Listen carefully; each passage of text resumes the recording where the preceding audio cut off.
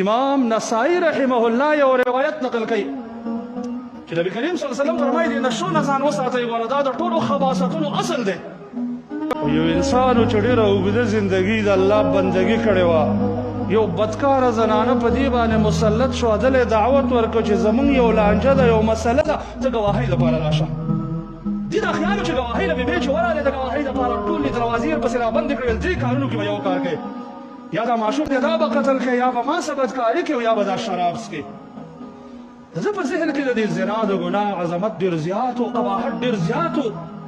نو ویل زنا خو نه کوم او قتل هم د انسان قتل هم دا خو ډېر لوی جرم دی. نو زه دا شراب به اوس هم بیا به دې توبه وباسم چې کله د شراب وڅښل نو ده کې هغه نشه را پیدا شوه، ده د بدکارۍ اراده وکړه. هغه زنانه ورته وویله چې بدکاري زه د تا سره نه کوم تر څو چې دا ماشوم قتل نه کړي. هغه هم قتل کړه او بدکاري هم ورسره وکړله. په دې سلسله کې دې ته مرګ راغلی چې د دې دوو ګناهونو